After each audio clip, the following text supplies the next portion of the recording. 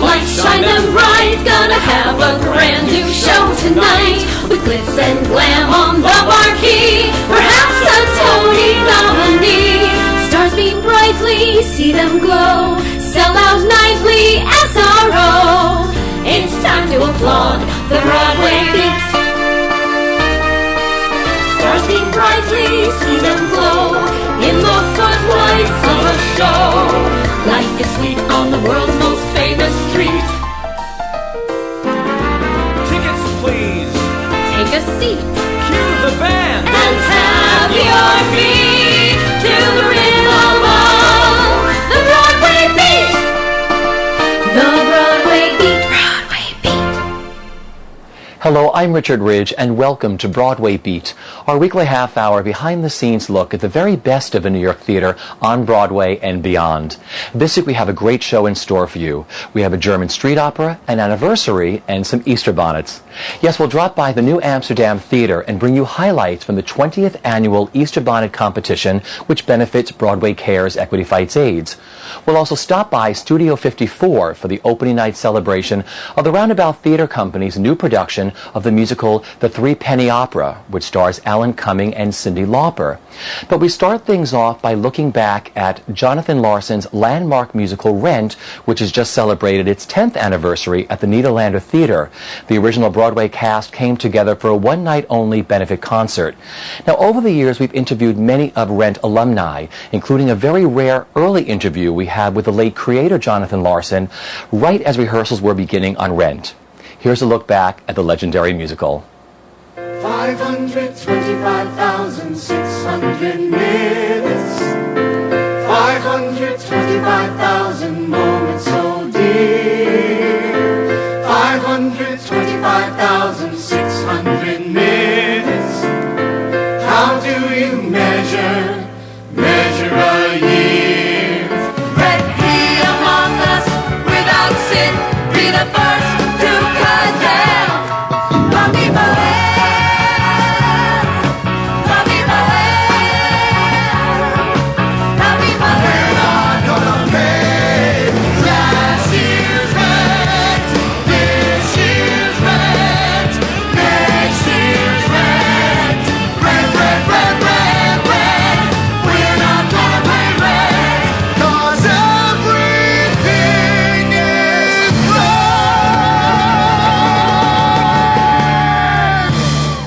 I'm in rehearsal.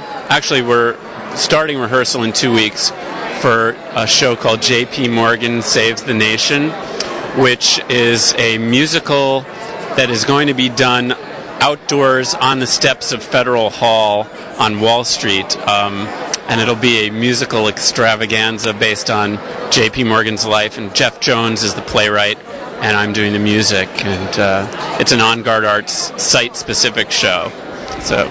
And you've also done some things for television? Yes, I recently finished my first television. I did some Sesame Street stuff a while ago, but I got the opportunity to write and direct my own children's television program called Away We Go. And we just finished editing it last week, so this is an exciting time for me.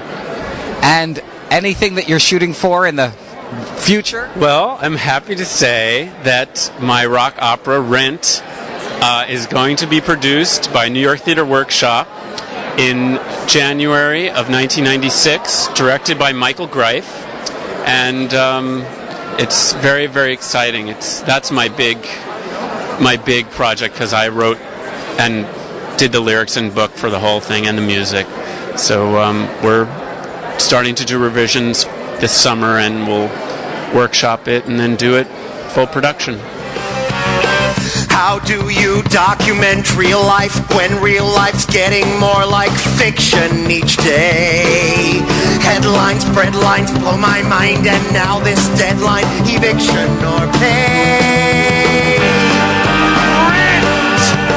How do you write a song when the chords sound wrong, though they once sounded right and rare?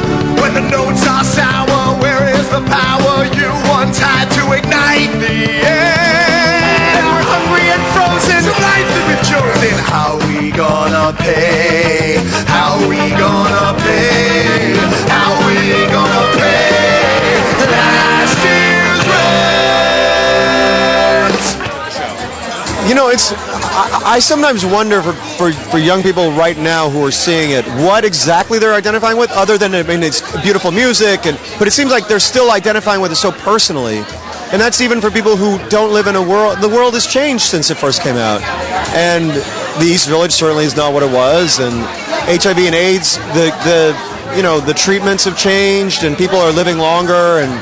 And yet, with all that, there are young people who are still completely transfixed by it. And I don't really know the answer, other than, I guess, it's rare that any kind of piece of art of any kind touches the heart so deeply and feels like such a reflection of what it means to be a human being. I mean, some things we see and we're entertained by or delighted by or, you know, sort of troubled by or scared by. And then Rent does all of those things, and it feels like it's telling the truth about what it means to be alive, I think.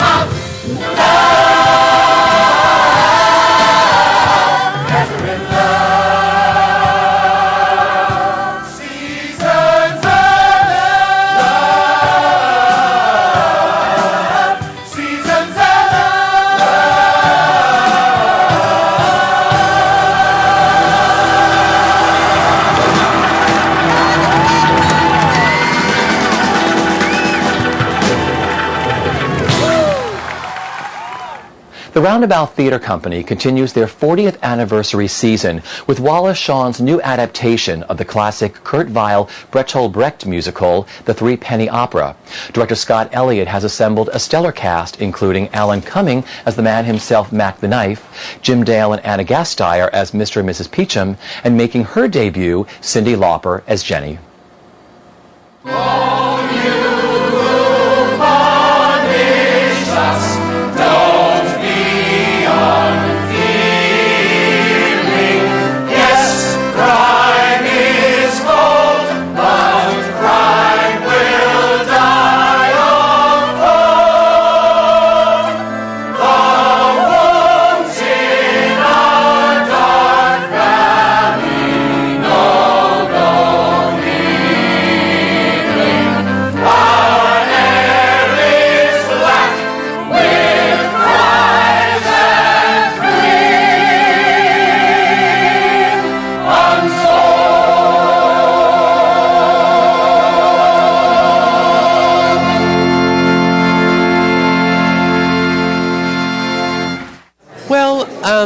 How did I come up with the concept? I just followed my gut instinct. I wanted to make it like people from today. I wanted to make it feel like it was today and contemporary, happening right at Studio 54 with actors doing, telling a story. And so I thought, and also it's so much about people who live their lives in alternative ways, and I thought it would be really interesting to explore putting people in it who live alternative lives and who as performers and artists. So that's how I came up with it. And talk about how you work with actors. I mean, I know you have a preconceived notion of what you want things to sort of look like, but talk about organically when you throw them all in the rehearsal room and they all sort of come to life and their input. Well, I try not to be too preconceived before I go in, because that makes for a sort of tug-of-war sort of experience, which doesn't seem right. So I try to, put the stew together and go in and try to, spice it up with the stew that I have. And so this was a particularly interesting and exciting rehearsal process, because there were so many people in it from different walks of life. And it was nice to try to figure out how to make it, you know, a cohesive world. And I made the decision to just kind of let everybody be who they were, because I think Brecht would have been happy with that. When great waves come, all sailors hit the decks. This is the overwhelming power of sex. I have to tell you that very honestly, I mean, the conception with Scott Elliott's, I very much knew my essential components and my relationship to the character, but it wasn't till we started rehearsal that we kind of decided the direction the character was going to go as far as age and status and, you know, the similarities to the modern world. And, you know, I don't want to give anything away, but, you know, it's been so much fun and so freeing to play a character that's so identifiable from our kind of current culture. And I had a girlfriend come to the show very early in previews, and she said to me, you know, it's really a cat and the mouse story. And it was one of those sort of like innocent remarks. And I was so preoccupied with kind of the individual moments of the show and playing each kind of moment that I hadn't really thought of this overarching thematic. I mean, obviously that is the point of the story, but it like liberated me completely to have a focus to the overall evening, and it's been incredibly fulfilling and fun. And Scott's, you know, really interested in me as a comedic actress, but he's also really interested in this as a serious piece of theater and of drama. And so somehow having the permission to let go of trying to be funny all the time has been incredibly freeing as well. And musically that happens as well in this show. So let's talk about those songs, the songs you get to sing. I know, I get to sing incredible songs, and I get to sing songs that are very Brechtian in terms of breaking the fourth wall and in terms of remarking upon society and its norms, and that kind of step outside of Mrs. Peachum for a moment and just sort of make a political statement. And, you know, Wally Shawn has done such a brilliant job translating the original piece that it has an incredible relevance as far as who controls sexuality and who controls kind of the financial purse strings of culture, and you know, the bottom is not a very pretty place to be. So it's amazing music with incredible lyrics that are easy to lock onto every night. A brilliant plan. You're a genius, you're no joke. And now prepare a second plan. Well, neither one will work. Oh, yes, for human living. Humans aren't smart enough. Meat's given to the starving, but the meat's too tough. Oh, I asked the choreographer if I could use some steps that go back to about 1800. My teacher's teacher's teacher taught him, and so I've got these steps that I've always had in the back of my head since I did ballet and tap when I was 9 years of age. So there's always this eccentric comedy dancing that's always in one little cubby hole in the back of your head, and so I just explored that cubby hole and just put everything into it, and the audience seemed to love what obviously was very popular a couple of hundred years ago. It's been really fascinating. I think the most interesting thing about it has been sort of daring to go further and more extreme, to be nastier, because, you know, everybody wants to be liked, and in a way, in the first act especially, just not, for me, it's been not trying to fall into my default behaviour on stage, which is to be kind of, you know, cute or something. So, and to be kind of like big and dangerous, and to remember that, you know, and that's been the great thing about the production, is it presses all these buttons and people, it jars them, it makes them all jingled up. So that's been really helpful in kind of creating a character that is odd. And the whole play, I think, is odd. It's like this cabaret of different scenes and emotions, and so, you know, I start off being this awful killer and horrible psycho, and then by the end I'm asking the audience to be really sad for me that I'm dying. And so, you know, it's been a great challenge. I love it. I really do think it's a great piece. And in those days, so very long ago, things weren't as sad and grim as they are now.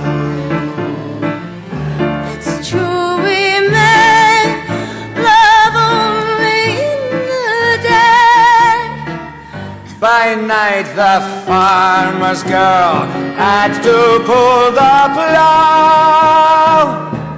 It wasn't normal, but we could still play. I love these people. I feel they welcomed me into their world, and of course, as a rocker, if they joined my band, I'd welcome them into. But maybe they might find us a little harsh. But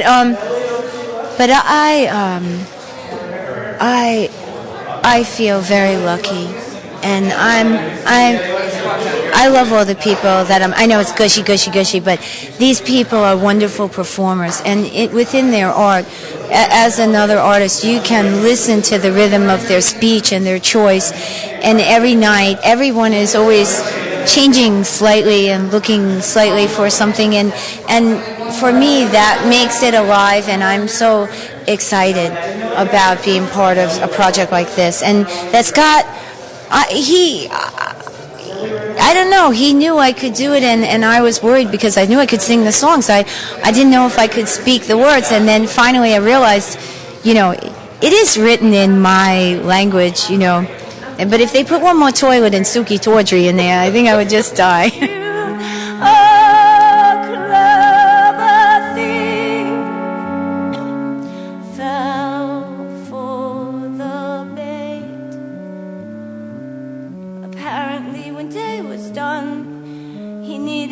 He couldn't wait. His strong libido ended all his fun. Oh, lucky ones who lack that trait. La la la la la la.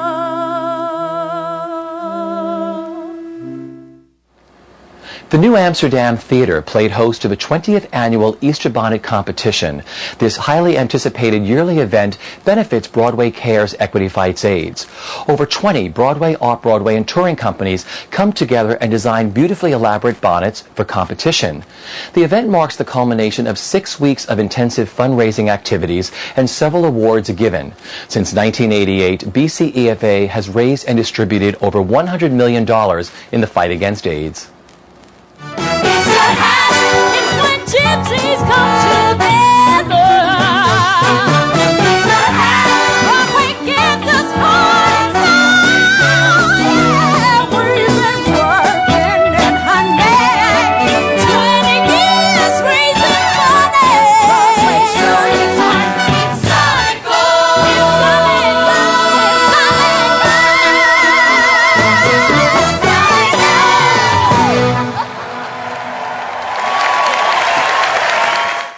Well, Billy Hipkins designed the bonnet as well as a lot of the number. Chris DeAngelis came up with a concept. The number is called One Show More. It's about Disney's eventual takeover of Times Square and the surrounding area. And it's to the tune from Les Mis, One Day More. And with Disney having 4 shows on Broadway and eventually 5, it's inevitable we're going to take over. So. Talk about the generosity of the audiences during this time of year, during fundraising, and some of the wonderful things you offered for them to buy. Oh my gosh, we've had such an overwhelming response. We have been selling, of course, signed posters by the company. We've been selling a pen and ink drawing by Matt Logan, who works at Beauty and the Beast. It's a drawing in the style of Al Hirschfeld. That's signed by Ashley and Steve. We've been selling replicas of Belle's locket, which she wears throughout the show, and those have been selling like hotcakes. They have a little special secret message from Belle to the children that buy the lockets, and the people have just been so, the audiences have just been so generous, and we're so thankful to be a show that brings in a lot of people so we can bring in more money for Broadway Cares Equity Fights AIDS.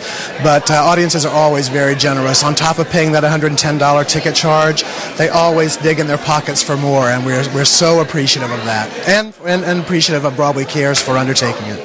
One show more.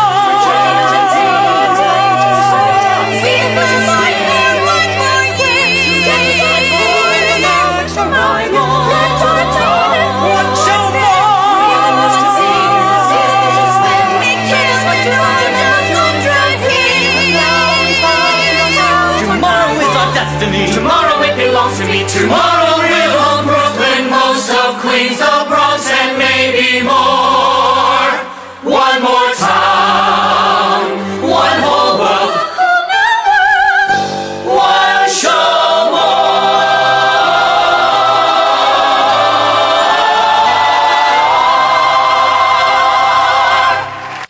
Jeffrey Schechter, we call him Shecky, and Jen Cody and a bunch of the people, but he was really the main guy, wrote this number, and it basically is dedicated to Harry's chest. When he exposes his chest at the end of the show, it's gotten so much attention that we decided to make an entire skit about selling tickets and how much money we could get for partial, full view, side view of the nipples. Yes. Great. Awesome. Listen, I've got some great news and I've got some bad news. Roundabout called, they're extending the show. Bad news is, Harry's out. What, are you kidding me? I've got even better news.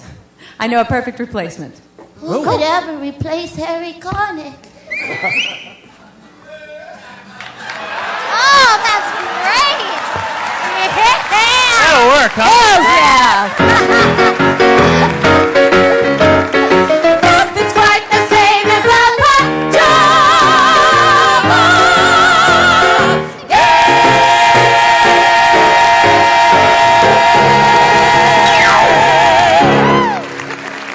Hi, we're from Mamma Mia. Our bonnet was created by Carrie Anderson. I choreographed the piece. And your name is? Colette Simmons. Yes. Hi, and I'm Sandy Rosenberg. I've been with Mamma Mia for 4.5 years. And the people who wrote our bonnet today is David Beach, Ryan Sander, and Brian Johnson. Yeah, Brian Johnson. And yeah, we actually got together and we have an ongoing sketch that we do a lot where we throw in jokes, and it's called Money Mia, because some people come down on us because, well, they don't consider us high art, but we have the upper hand in that regard.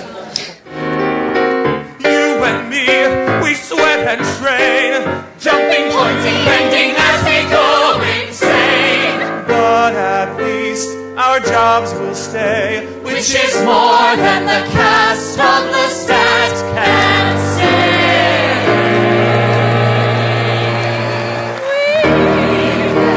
Weary and see all spandex. We're tired of the mob, but not our paychecks. But Mamma Mia, she just gets through it.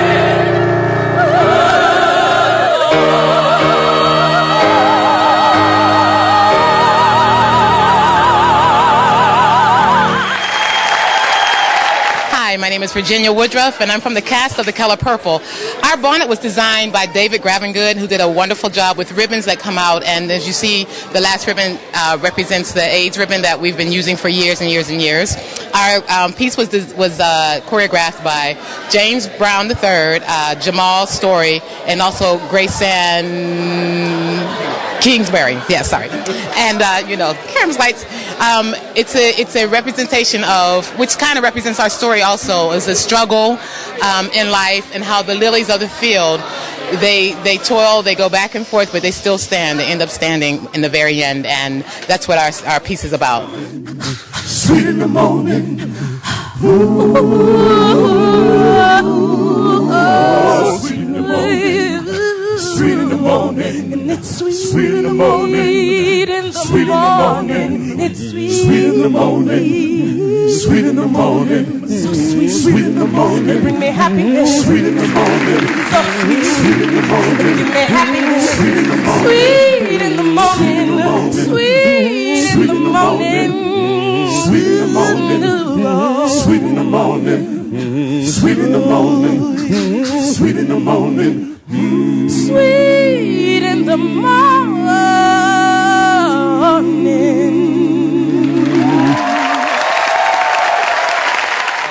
The number, they're always like company kind of creations, but the lyrics were mostly by Ben Magnuson and Mano Falciano. Donald Lynn Champlin and Alex Gemignani are sort of the musical geniuses, and I think Ben also had a hand in reorchestrating it. We're doing Queen's Bohemian Rhapsody, but with special lyrics for the day. And the bonnet was designed by Lauren Molina, who plays Joanna on the show, who's a remarkable artist too. She paints and she does all kinds of stuff. So, this is sort of just another day's work for her. That's it. Easter bonnets matter. Anyone can see. Easter bonnets matter.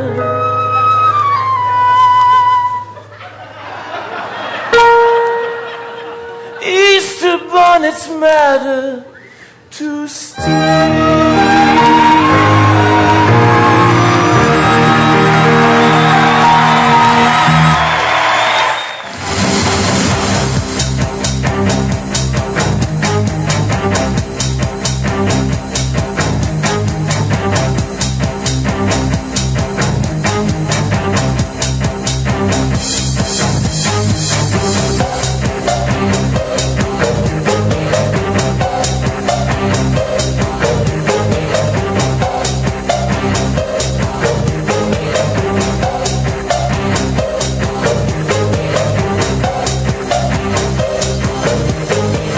And now the first prize for the most fabulous bonnet presentation goes to... Is everybody nervous? I'm nervous. Are the Tonys like this? That's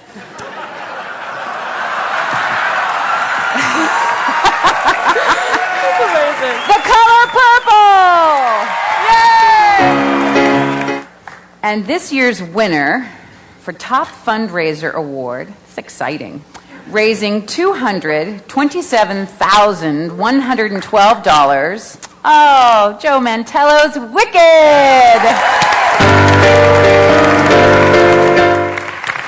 And now, to reveal the grand total raised for the 20th annual Easter Bonnet competition, welcome back to the stage, the Easter Bonnet Dancers.